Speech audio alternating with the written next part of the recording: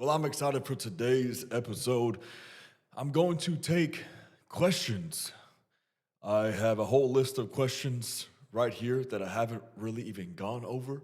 I'm going to go off the top of the dome, as they say, and just see what comes out. So I hope and pray that it's encouraging to you. And I'm excited. I love Q&As. I like to call them Q and R's because I don't always have an answer to something, and I'm not going to act like I do. And so, but I typically have a response to something, right? So, I'm excited to jump into a whole list of questions that I do believe will encourage you.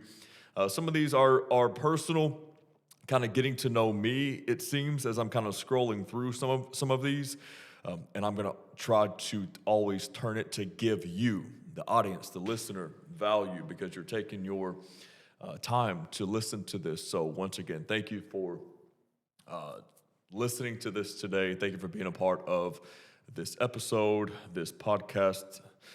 I encourage you to go ahead and click subscribe, whether you are listening on a podcast a platform or YouTube, whatever it might be. Go ahead and click subscribe. I plan on getting out helpful content at scale. So this is Life and Leadership with myself, Tyler Wooten. I'm excited to get into it. Okay, let's go over some questions today. This is, again, I'm riffing here. So let's jump into it. What season of life are you in right now, and what has it required you to let go of? Control. 100% control. I'm in a season right now where there's a lot on my plate, and I'm grateful for it. And I'm not asking the Lord to remove stuff from my plate because He gave me everything that's on the plate. I'm asking the Lord to give me a bigger plate, to expand my capacity. And there's only one way to expand your capacity in a healthy way via the Lord, and that is uh, for, for Him to give you more stuff, for you to appropriately steward what He has put on said plate. And so I am by nature a control freak. I like to be in control. I don't like to feel out of control. It's not that I like controlling people. That's not what I'm talking about. I like order. I like structure. I like organization. Part of that is what makes me me. However, I need to be very privy to the inclination that I might have to want to control things. And so I've had to learn how to delegate to a greater degree. I've had to learn how to be okay when things don't go exactly how I planned them in my mind and trust the Lord that the Lord's going to work it all out. I've had to learn to a greater level the art of being fluidity, not just flexible because even rubber bands can break at a certain point. I want to be fluid like water. So I have had to learn how to let go of control. I don't know if this is what this question is asking, but that's how I'm responding to it, all right? Control. And I'm still learning. I'm a recovering control freak for sure. I think a lot of this is my D personality. I'm very assertive. I'm an 8 on the Enneagram. At the same time, I lean to a 1. All right, don't stone me because I have read a couple times about the Enneagram. It doesn't identify me, but it does give me a little bit of insight, maybe some inclinations and shortcomings. But anyways, so that's the season of my life right now, learning to let go of that. Again, a lot on my plate between being a husband and a father, which are my favorite things. Of course, I'm a pastor. I'm back in personal training. I run leadership coaching, business. I work with teams, consult churches. Got a lot of things going on. I travel some and I speak some, you know, all that. And I just try to take it day by day. There's a daily grace that I'm leaning into that sustains me. Okay, so that's where I am in summary. Second question: what belief about yourself did you have to unlearn to grow? What belief about yourself did you have to unlearn to grow? Yeah, I think this whole concept of fixed mindset is a conversation worth having versus a growth mindset. Uh, I'm grateful for certain elements of my childhood. I went through a lot of essentially hard events in my childhood. I went through some traumatic events in my childhood, and so and with that not coming from much, I've had to actively fight over the years this scarcity mindset, this poverty mindset. Again, my family did everything that they knew how to do, that they could, and I'm grateful for that. Don't hear something else. However, there were some mindsets that I've had to break over the years, and there are some remnants of it that I still have to work through. With, like I said, a scarcity and poverty mindset. Holding on to certain things that I know I need to let go of, believing the lie that I might not, amount to very much in life, just hold everything together. This whole just to get by attitude, thinking small, believing small, living small, hiding in a corner, just do your job, do just enough to keep the job, never step out and go after what you really feel in your heart. Just small thinking, small believing. And I've had to do a lot of inner work over the years, especially earlier on in the years, to really fight that. And I believe that the Lord has allowed me to break out of that. I do have a growth mindset. I don't have a fixed mindset that says, here are the parameters. You can only operate and live according to what essentially is predestined for you to live within. I do have a growth mindset. I'm breaking down the barriers. I am breaking down the walls. I am expanding territory. I'm going after what is in my heart with the boldness that the Lord has put in me. And so, yeah, that essentially is the belief that I had, is that you're gonna, whether I called it this or not, but when I was, I don't know, turning in, going into my 20s, that you are only going to amount to, this essentially all you know, because this is all you know, this is all you have known, this is what you're going to amount to, and you can do well in those parameters, but this is kind of just your lane, when God is saying there's an entire horizon that I want you to pursue, and there's an entire world that I want you to go after, and I want you to live inside of the atmosphere of my world and not your childhood or the context. And at the same time, it's like, man, how do you let go when it's all you know, right? Because even inside of that mindset of scarcity and poverty and small thinking, it is, or it has become, essentially your safe place because you are familiar with it. And so anybody listening to this right now, if you are acknowledging the fact that you might think small, believe small, therefore live small, speak small, and you believe, whether you say it or not, whether you're aware of it or not, but you believe by the way of your behavior, or you are behaving as if you believe it, this whole fixed mindset. Hey, there's a whole world that God speaks that He is calling you to. So I encourage you to live inside of that atmosphere. Okay, you're on this earth for a reason. You have a great destiny ahead of you if you step into it. It's not going to be handed to you automatically. Okay, but lean in, as I said a minute ago, lean into that daily grace. Be led by the voice of God.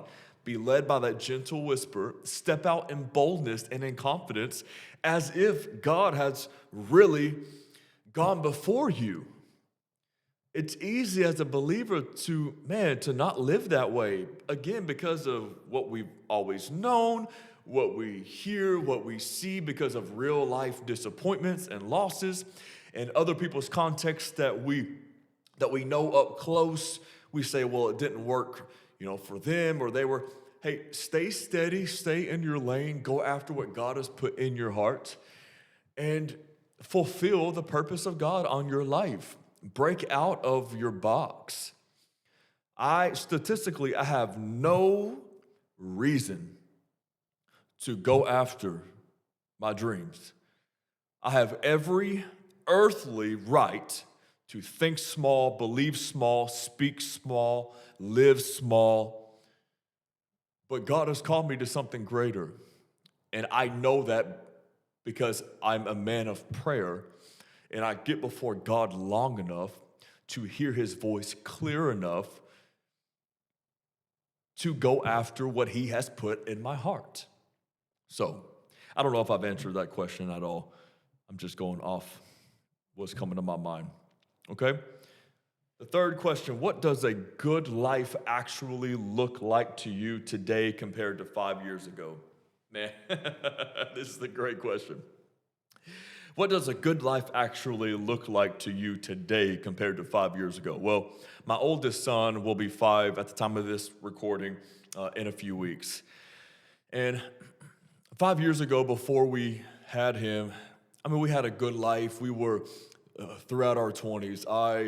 At the time of this recording, right now, it is, what month is it? February of 2026. So I'll be turning 36 this summer.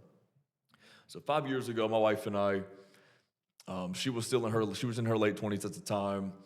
I was 31 or whatever the math is there. And we had a good life. We were in the ministry. We had been in the ministry for a while. We were running, rushing. We were busy throughout our whole 20s. We traveled. We were in the day-to-day ministry. And then I was in business at the time. Life was good overall. There were a lot of things that we've walked through over the years, as everyone else has in their own ways. But good life essentially is obedience to God. And so I don't want to take away from us, we had a good life then. Overall, life was good. Any type of pain that we've experienced wasn't because of the Lord. It was because of people, okay? But to answer this question directly is, the good life then was probably staying moving and grinding, and we would go from platform to platform, from trip to trip, from meeting to meeting, from moments where we are out front to the next moment where we're out front, and it's big and it's loud and it was exciting in its own way. And that was our season. We were being obedient in that season, and I'm grateful for those seasons. Good life now is margin.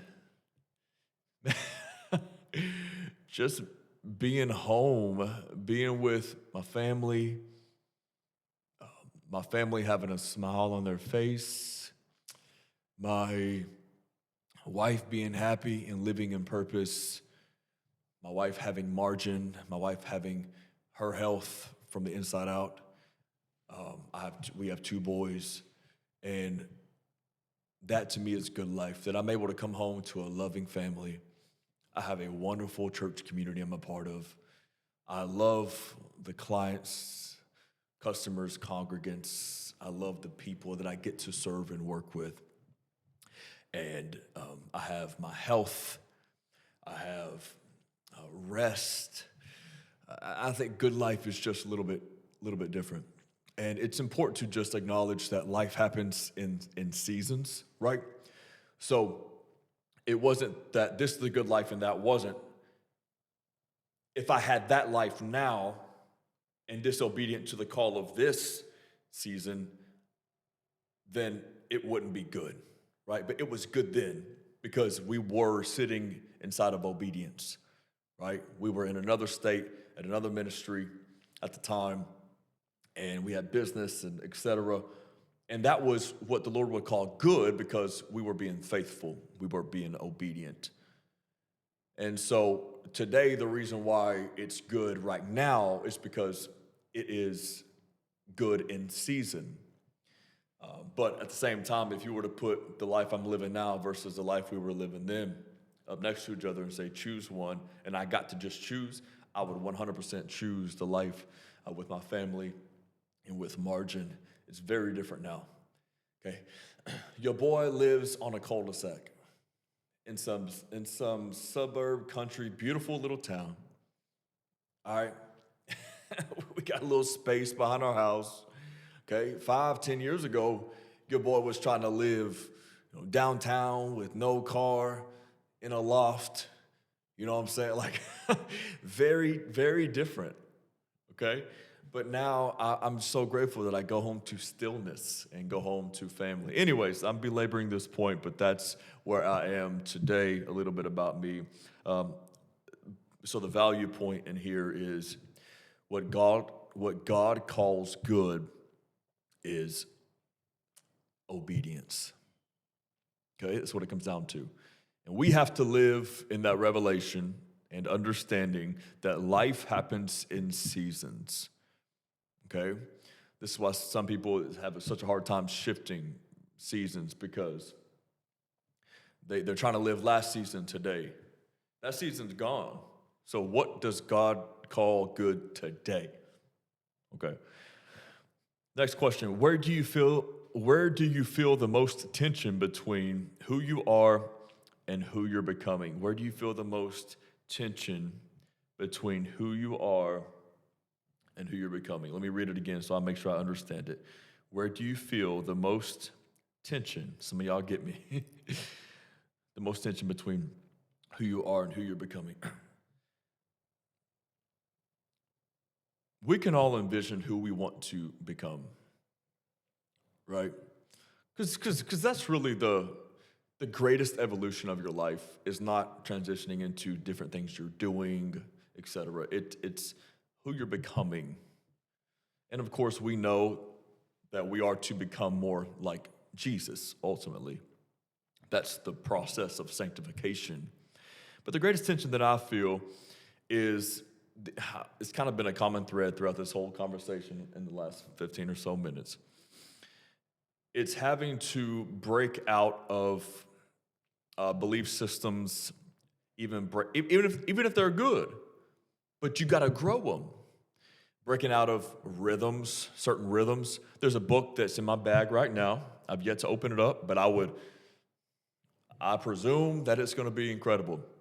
It's called something like "What Got You Here Won't Get You There," or something like that. You know what I'm talking about, some of y'all out there.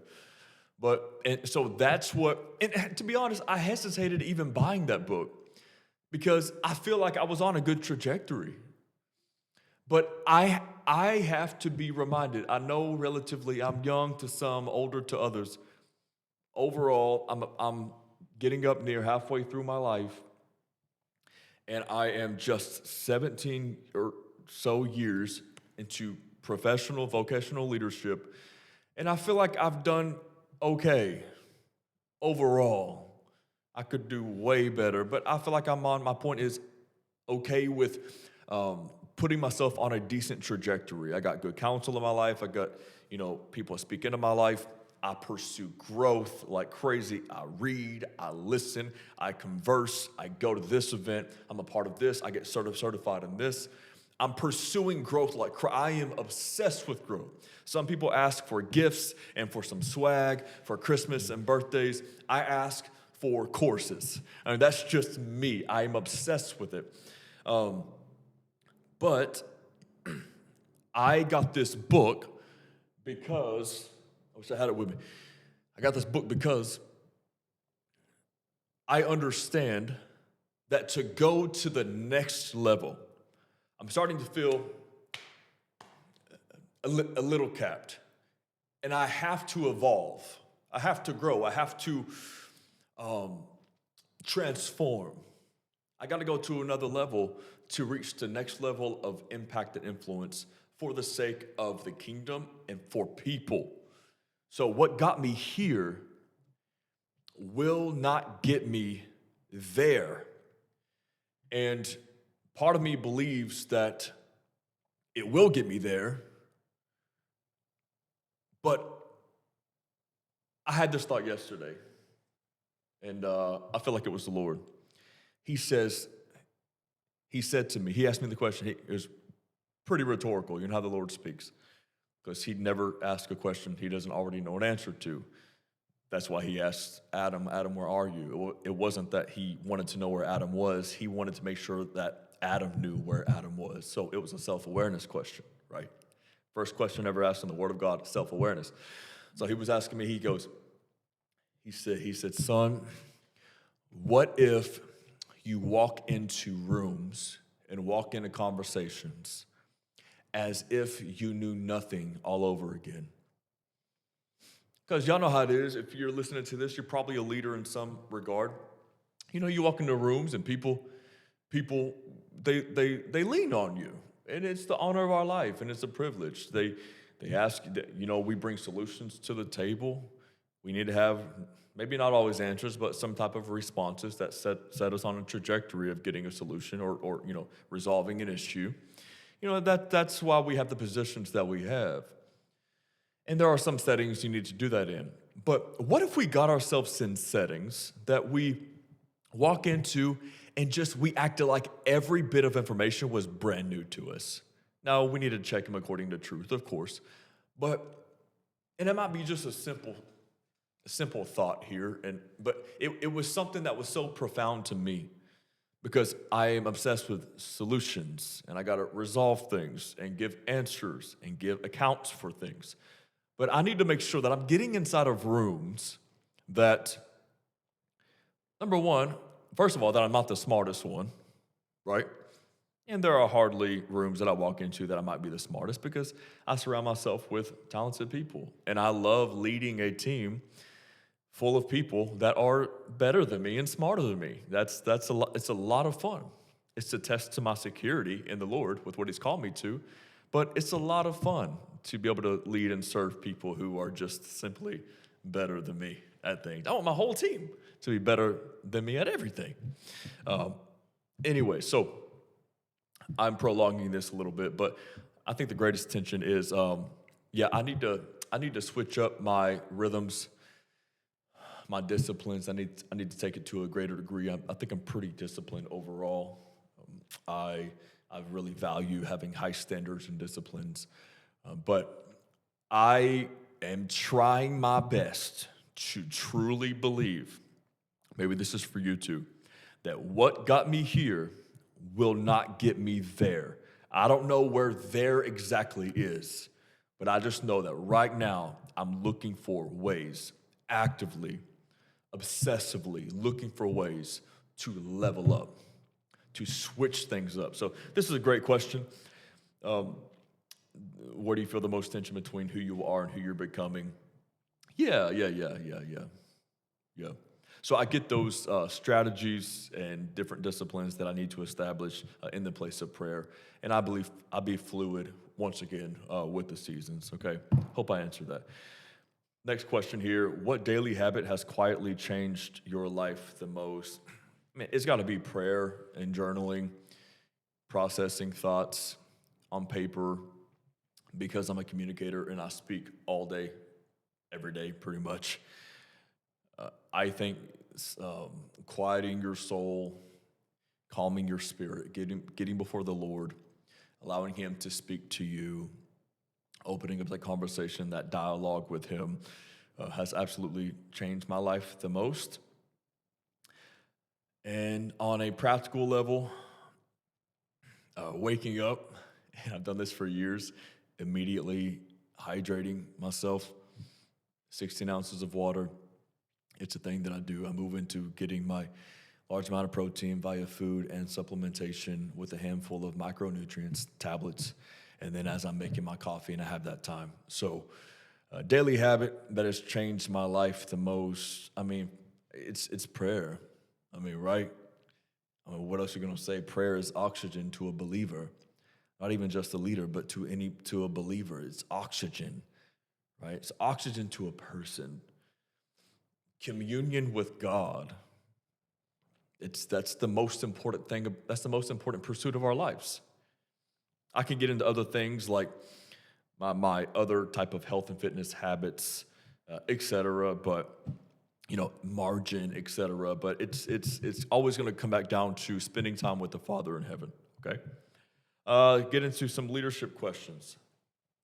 How has your definition of leadership changed over time? Yeah, A quick response to this, probably I can probably word it prettier later, but a quick response to this.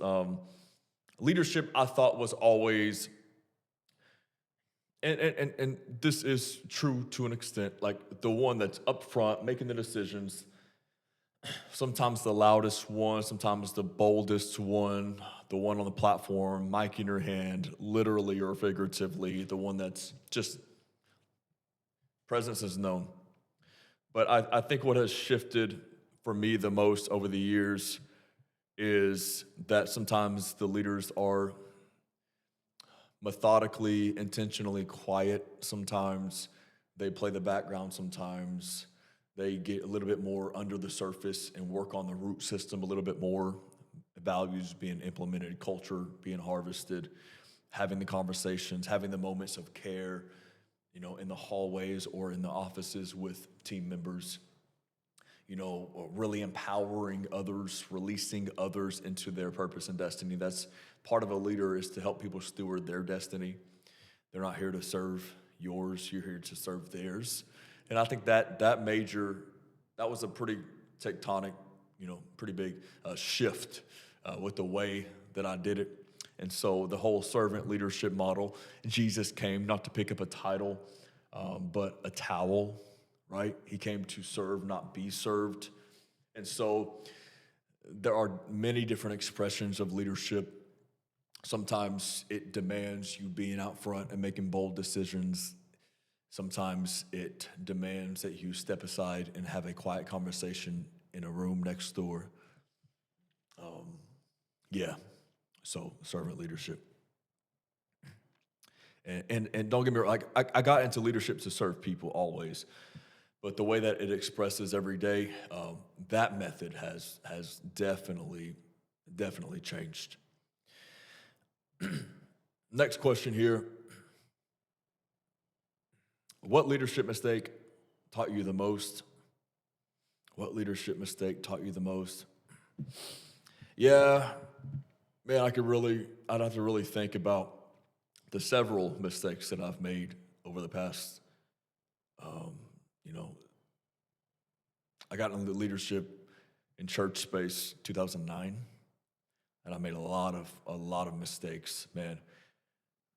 I think just kind of piggyback off of what I just mentioned.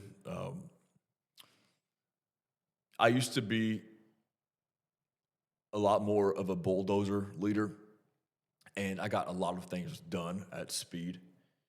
And I was pretty inconsiderate because I just expected everybody to kind of operate how I operate, and I thought that that was leadership. I would run over people of all ages. I'd run over a kid demanding that they do better. And I'd run over because my whole leadership journey, because I was a vocational minister. I was 19 years old. So my whole career, basically, I've been leading up to different age groups. And so I've always kind of been in the middle of all the age groups. And I'm coming of, I'm a little bit different in my age now, but I would just run over people, and tremendous mistakes were made. I heard a lot of people, and I'm sure that people felt overlooked. My intent was never to hurt or to, as I mentioned in the beginning, to control, to coerce. I couldn't recall. I was just talking with my wife about this, and she was saying the same thing. Like, I couldn't. I can't recall a time in my career that I've needed that, like that whole control thing. Do as I say. That's not why I got into ministry. It's not why I got into business, to coaching, helping people, to consult. There are settings that you need to be more black and white in and make sure that you are clear. There are times where you need to be a little bit more stern as you assert yourself. I get that. But I don't think I really learned the art of the sway, the art of true empathy. And I didn't really learn that I could apply empathy and understanding without agreeing. I think I thought that if I were to meet them where they were emotionally, the people that I served and led, I thought that if I were to meet them there, that I was affirming something that they might have done that wasn't a good thing to do. When in reality, I learned over the years that you can listen to understand, to see where they're coming from, to see maybe why they made that mistake, to apply some real empathy. That word has gotten such a bad rap lately, but empathy it's a beautiful thing. Jesus was moved with, he was empathetic. He was moved by compassion always. It was always for the sake of people why he acted the way he did, but he even had a beautiful sway with how he would express himself. And so I just think I learned the art of the sway, some years into my career, and that has been a wonderful lesson that I've learned, and I've tried to make it right with people who I have upset over the years. But of course, as a leader, you upset more people than you realize, and that's the very unfortunate part about leadership, especially ministerial leadership. It's you do upset people, and it does become, of course, it's a regret. You never want to upset people, but you pray that the Lord works it out on their behalf and heals whatever wound that you might have caused as a leader. Nobody's perfect. We all hurt people unintentionally. If you're a leader that needs to hurt people and you do it intentionally, so you need to get out of leadership. You need to take some time and heal that hole in your soul. Okay, we can really talk about that for a long time. Let's see. How do you lead when you feel tired, discouraged, or unsure? One, you got to get in prayer. Okay, pray. Get before the Lord. Ask him to search your heart. He will affirm you as a father. When I feel tired, so this is kind of a big question. Of course, my wife is my best friend, and she is my built-in counselor and consultant. She will speak truth in love to me. I am extremely open to that. I ask her, she's able to see, blind spots with me. She knows kind of how I act or kind of how I speak, when I do get a little bit tired or weary. And so she'll bring that to the surface. And I thank God for a best friend like that. Thank God for a wife like that. Thank God for her.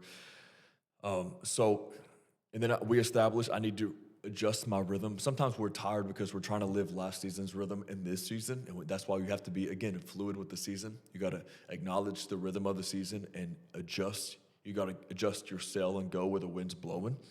And so sometimes a good nap will help. It won't always solve it. Sometimes a vacation will help. It won't always solve it.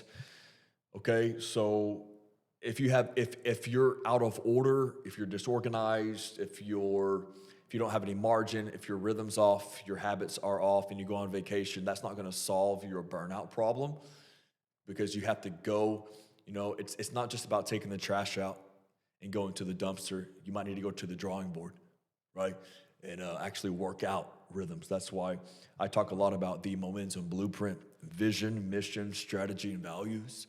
You can find more on that, tylerwooten.com, or a synopsis, an overview on this channel. So how do you feel? How do you lead when you feel tired? Well, you want to be led by the grace of the Lord, of course, and then you need to reestablish margin in your life. You need to have those honest conversations. Don't be shut up about how you're feeling. Okay, so it depends on how you define tired here. If you're weary down to the core, you need to take your time. By the way, take your vacation time. Okay, just period. That's a little bit of a side thought there. Take it. It's yours. Take it. I always want to make sure that I'm keeping the vision in the forefront when I'm feeling discouraged, because the Lord's not going to give you a vision if he didn't call you to fulfill it. He wouldn't call you to it if it was not possible. It is possible.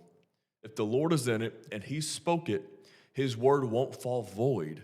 You got to lean into him according to the strategy from on high that he gives you to fulfill that vision that he gave you. So there are going to be plenty of moments of discouragement in leadership. Leadership it's one lifelong hard conversation. It's a daily grind. Sometimes it's fun, and sometimes you just got to do the daily dirties of it all. Sometimes you got to resolve conflict. Sometimes you got to grab a mic and preach and speak and inspire. Sometimes you got to make hard decisions. And all the while, you business owners out there and even church leaders, that bottom line is doing like this. Sometimes it's going black, red, black, red. But you got to stay the course, stay steady. The Lord is responsible for the timing of it all to come to pass. You are just responsible for the trajectory that you remain on. Okay, so how do you lead when you're discouraged? I pray, I lean into the Lord, I share it with somebody that I trust. I make sure that my own personal disciplines and my health is right. And then I just take it day by day, again, a daily grace. How do you lead when you feel unsure? So I'm breaking this down. There's 3 different questions here. How do you lead when you feel unsure? Again, I go back to what the Lord has spoken. And He's faithful to remind you, okay? And that's why I like journaling, because I can go back to the spoken word of the Lord, etc. So we can talk a lot more about that. But there are plenty of subjects in the Word of God who were tired, discouraged, or unsure. Like Elijah, he prayed that he might die. Literally, he just went from proclaiming that Yahweh is God by the way of his introduction to King Ahab. And then he goes up, the showdown with the prophets of Baal, calls down fire to lick up the water, calls down, rain in the midst of a drought. And so he's batting 1,000. And then he outruns horses downhill over 20 miles to the capital city, Jezreel. And then he gets a memo from his homies that Jezebel had sent some people to kill him. And then he ran out into the wilderness. And then he prayed that he might die. So he got tired. He was probably unsure. He was discouraged. What did he do? The Lord led him to, going up a mountain. There were some other things in that story that are powerful. And then he went up and got in the presence of the Lord. And then the Lord sent him right back to the wilderness of Damascus. But the presence of the Lord will sure do it. Will sure do it. What's one leadership skill that isn't talked about enough? One leadership skill that isn't talked about enough. Yeah, my quick response to this would be consistency. Just being consistent every day. Just keep showing up and not giving up. Being committed to the long game. Maybe you can talk about resilience. You can talk about patience. Patience is an absolute skill. We live in a day and age where everything is microwave. If it doesn't happen within 6 days, we pivot our entire vision. We outrun the pace of grace. But if you just keep showing up every day, sticking to what God has called you, to pursue, playing the long game, waiting on the Lord, but waiting correctly, okay? Preparing yourself, pressing into Him, all the while, I would say, patience, persistence, perseverance, etc. That is an absolute leadership skill. I just see a lot of people, pull out of the race prematurely in what the Lord's called them to because they're not seeing it in a certain timeline. Again, it's about daily pursuing the trajectory that God has called you to, and He is responsible for the timing. He knows when to give that thing to you. He knows the best timing. He knows when your character is ready. He knows when everything else around you is ready and prepared for Him to pour it out. So that's one leadership skill. I would also say humility. Humility, man. The world really promotes pride and being puffed up in yourself and thinking that you're all that. And it's a fight for sure. Because you get compliments as a leader sometimes. And we live in a social media day and age where, we got to put content out there, for the most part, generally. And, people will want to compliment you, et cetera. But, we got to learn how to accept the compliment and deflect the glory, because we know that at the end of the day, man, if it had not been for Jesus on my side, right? And we know that it's not by might nor by strength. Those two words mean individual strength and collective strength with one another, but it's by the Spirit of the Lord. So, man, I know that, I'm not, I know that I'm not all that. I know with him I can do nothing of substance, or without him, rather. Without him I could do nothing of substance, nothing good, but with him I can do something. But it's because of him, and it's through him, and it's for him, right? So humility. This leads us into the next question. How do you balance conviction with humility as a leader? Conviction with humility. How do you balance that? Man, one way I'm going to respond to this is the more you spend time with the King of Glory, John, in the book of John, it says, he must increase, I must decrease. You don't know how to appropriately decrease until you appropriately increase or magnify him. You don't know how small you are and how reliable and dependent you are on him unless you get around him enough. Because you're not going to stand face to face with the Lord in your prayer closet and come out saying that you're even close to his glory, that you're even close to, the magnitude of him. I walk out going, I am a priest and a king in the kingdom, but it's only because I am subject to the King of Glory. Okay, so we got to be humble, man. We got to be humble, reliable, dependent on him each and every step of the way. Don't get outside of that. What does healthy accountability actually look like in your world? Healthy accountability actually, have an honest conversation, again, with spouse, with voices in my life, with those who have gone before me, completing accountability forms and submitting those to the right people. Again, sharing with a small group of people certain dreams and desires that I have. And then, of course, having a couple people in my life who know all my secrets. I don't keep secrets, but who knows, the shadow parts of me, my inclinations, shortcomings, etc. I have a few people who have, for example, all my passwords to any account that they want. And we've not needed to utilize that, but they have them. Anytime I go in there and switch them, they have them. It's important for me. I like to be above reproach. I like to use wisdom on things. And I'm not going to ever act like I am above covering, above accountability, above temptation. I am human as well, and we all need to be under covering, okay? So healthy accountability look like in your world. Those are a few things that I do. How do you lead yourself when no one is watching? Yeah, that's really the test of a true leader. You can't lead other people effectively or at max impact unless you lead yourself well. Leadership starts within, right? So I lead myself when no one's watching. Again, I wake up, I take it slow.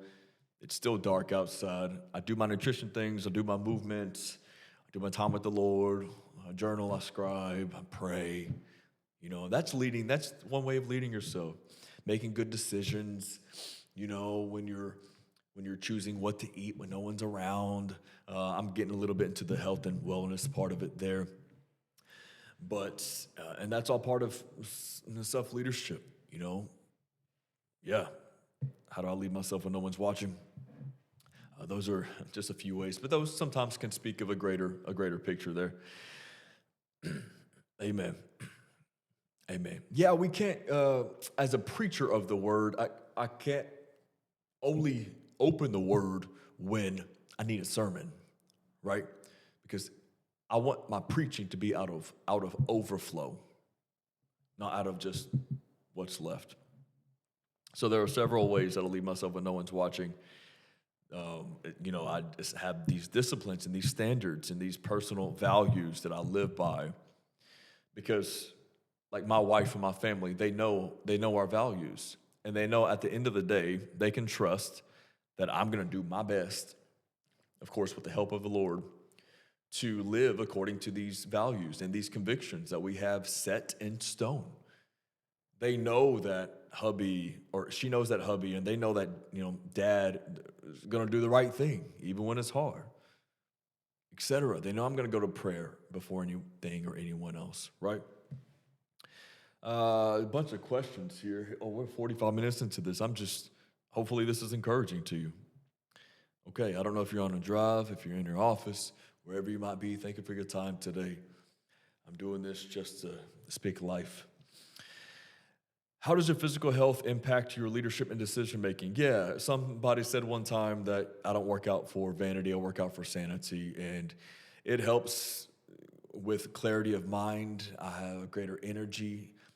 You gain energy by burning it at the cellular level. You are reframing how those cells fire by working out, by eating well. I mean, these things all fuel my leader. I would not be the leader that I am, whatever that means, if I did not value my health. I wouldn't be the father, the leader of my household, the husband, if I was not healthy. Okay, so it absolutely impacts. And sometimes I'm a couple good workouts away from snapping back into it. If I'm in a little funk in my leadership, if I'm stressed, if I'm having trouble making a decision, if I'm getting a little bit loose or relaxed, and even in like my prayer life, I batter my body, I beat my body, I put my body through a couple good workouts, man, and I'm reframed just like that. So physical health absolutely matters when it comes to decision making. Again, it'll help you be sharper, be more confident overall. Confidence is attractive. There's a lot we could talk through when it comes to that. So if you are a leader in any realm at all, I just encourage you to value your health from the inside out. Okay? What's one fitness myth you had to unlearn? What's one fitness myth you had to unlearn? Yeah, I used to do like 3-hour AM, 3-hour PM just because. And if you're on a training cycle doing something, that's fine. That's great, especially if you're an athlete. That's different. But just us common folk like myself, it doesn't take all that. I have valued now for some years the art of sustainability. What's sustainable? So for me, what it looks like for me, 5-6 days a week, if I'm getting 45 minutes in a workout, that many days a week, sometimes less. And I'm doing other things, of course, kitchen work, that's a whole different conversation. But I thought I had to do a lot all the time. And a lot of people will burn out that way. But 45 minutes to an hour, 3-4 times a week in the gym or moving, etc. Man, doing something that I want to do something that I can do at, in 20 years from now, with what I'm doing today, right? Sustainability. Naturally, it might change, it might increase, decrease, whatever. But my nutritional intake and my gym life, my movement life, I'm confident that I will be able to do that in the same way in 20, 30 years from now, because I'm on a sustainable track, little by little, okay, little by little. That's why I don't get into these fads or phases with this latest diet or this type of this or that. I don't really give way to that. Frankly, I don't have a lot of time or energy to put into switching stuff up, and I'm not going to say I would never try something. I haven't in a long time. I'm not interested at this point to do anything else than what I'm doing right now. And it just works for me. Everyone's body has a different key that it takes to unlock that. And the more time this sounds funny, but the more time you spend with your body, that's crazy. The more time you spend being aware and educated on how your body functions, the more you'll learn about the key that it takes to unlock your physical health, okay? Here we go. How do you stay consistent when motivation disappears? Yeah, I don't rely on motivation. I'll listen to those tracks as well. Of course, I want to make sure that those tracks are actually speaking truth. And I mean those inspirational tracks that we have on Spotify and YouTube, like that just kind of really gasses us up. If it starts to make you the hero of the story, because a lot of tracks, they'll kind of make you the hero, and it's like, haters gonna be your motivator. It's like, well, hang on now. Like, since when do we give haters that much power in our life? I'm doing this because I got dreams. I got vision, right? I got family. I got, so we got to make sure that we're careful what we're listening to. But, motivation isn't bad in itself. I just don't rely on it. What motivates me is the vision that the Lord has given me, the dreams that he has given me in the place of prayer, that he is calling me to, that he is holding out and saying, hey, come seize this. Here's the promised land. Continue to move toward me. And along the way, he fulfills you, et cetera. But I rely on disciplines because there are going to be plenty of days where motivation walks out of the room, but discipline stands up. And so you got to make sure that you have discipline. And discipline only comes by the way of having strong vision. Okay, you show me someone with no discipline, I'll show you someone with no vision. Okay, that's why it's important to have the vision from the Lord for your life. And so motivation absolutely disappears. I'm not always motivated, but I do it anyways, and I've never regretted eating a good meal. I've never regretted pursuing family over everything else. I've never regretted a good workout. If I don't do those things, there's regret there. And so I'm going to live life on the forefront, live life in a disciplined way, doing what I know is right. And then when motivation happens, I'm grateful for it. I don't rely on it. There's a lot more in here that we can get into. There were some mental health questions. Man, I'll probably do a part 2 here, getting into some of that, etc. Faith, man, marriage. A lot of great questions here. So there's a lot more we can get into, and we'll do so. I loved these Q&A or Q&R moments with you. And I hope that anywhere in the last 50-something minutes you were encouraged, or if anything, you just felt seen and not alone. Look, we're all frail people, and we're made strong by the Spirit of God, and we all need the same grace and the same Jesus, and we all have a great destiny ahead of us if we just do what we need to do to go and seize it, okay? He's not going to promise you in the book of Jeremiah that the plans that he has for you are great and they are to give you hope in the future. They're not to harm you. He's not going to say that if he didn't mean it, right? And so you have great destiny ahead of you. And it's never I feel this prophetically for somebody listening right now. You're driving in your car, you're in your office, you are in your kitchen, and you feel like it is too late. It is not too late. It's not too late. Joel chapter 2, I believe, talks about he restores the days. Hear me. He restores the days that the locusts have eaten. He will make up that gap in your life because of grace, because he's a good God. He's a perfect Father. So anyways, hey, God bless you.